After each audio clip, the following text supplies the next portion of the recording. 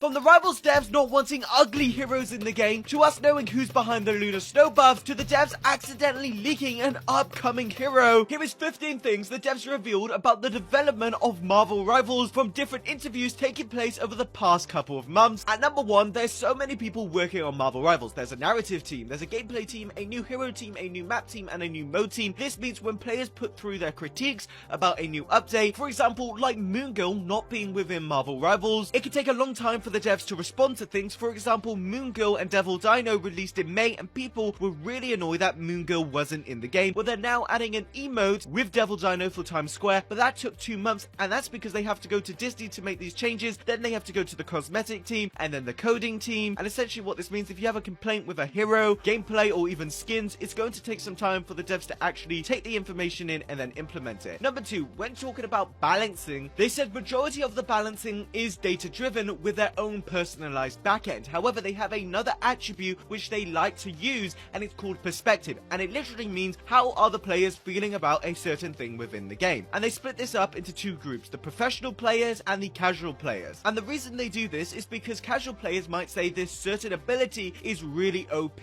and it's not balanced, but pro players, because they play the game all day, they say it's just completely fine and balanced. So the devs have to try and find a middle ground, or sometimes pander to one of the groups, or try to balance things out. And then I assume they look at the data to see if the claims that the players are making actually need changing. So probably those obscure nerfs that Penny got and buffs some pretty balanced heroes got was because the devs were taking in information from other players and how they were feeling. Now, once they've implemented these new balance changes, they test them for around 3 to 4 weeks via internal playtesters, and then they are carefully analyzed using data and of course feedback from those playtesters. And since win rates between each hero are very close, they have to spend a lot of time making sure these buffs aren't too oppressive. However, at number 4, Danny Q actually revealed who is giving Lunar Snow all the buffs, and it's not the creator himself. A lot of people think Danny Q is abusing his power as executive producer of all of Marvel games by giving Lunar Snow all these skins and all these buffs. Well, apparently according to him, we have to blame Ji-Young for it. It's Big Z, don't butt me up. Oh, okay, Ji-Young! Now at number 5, they talk about when new heroes come out, how do they balance them so they don't mess up the ecosystem with all the other heroes? Well, Gronkwon stated that they built a buffing and nerfing model to assign the correct attributes to make that hero balanced, and then they test that hero over weeks and weeks and then collect the data to see if it will have a huge impact on the Rivals ecosystem, potentially changing up the whole meta. Now interestingly, Gronkwon described this as a built-in numerical model used to assign attributes to heroes, which may sound like AI. However, it's worth being extremely skeptical here. It's not AI machine learning. It's most likely a formula which they've created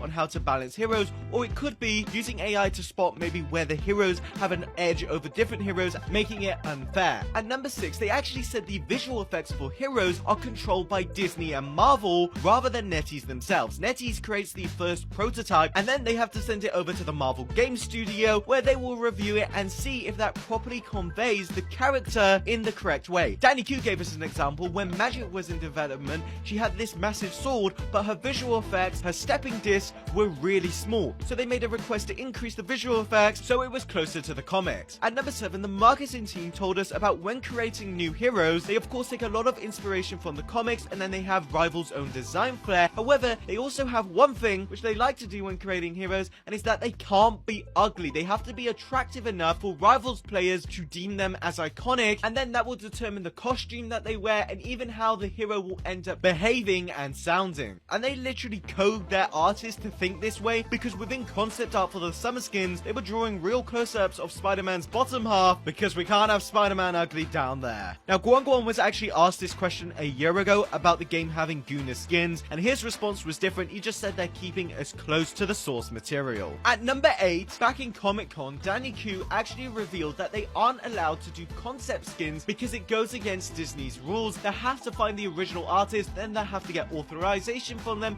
and then the artist would be owed some of the skin revenue, causing an absolute nightmare for Marvel, so they'd just rather completely avoid it. At number 9, Danny Q was asked about adding profile skin pictures, and he said the team is not interested, which makes sense. They're already taking on a lot, and Danny Q has already recognized that. When Disney wanted to do the Path to Doomsday event, they were completely surprised that Guangguan came back and said we could do all these different modes while they're releasing loads of maps and heroes, which no other hero shooter is doing. So spending time on skin specific icons is definitely a waste of time, because at number 10, they revealed a shocking fact, and it's that majority of the cosmetics within Rivals takes around 8 to 9 months to create, depending on the rarity. The more complicated ones that involve customization, visual effects, and sound effects can even creep up into 12 months because there needs special rigs in order to successfully carry out the design. At number 11, Danny Q was asked about collaborating with other IPs, and Danny Q interestingly didn't turn it down straight away like he did with the skin concepts. He just said there's none on the table, which is super interesting, and honestly I would expect we would get some collabs. Overwatch has been collaborating like crazy. I don't think we would get collabs from other IPs like DC, but there's definitely a high chance we'll get collabs from celebrities like singers, because that's what Overwatch has been doing, and it wouldn't remove the whole point of the game, which is of course to play as Marvel Hero.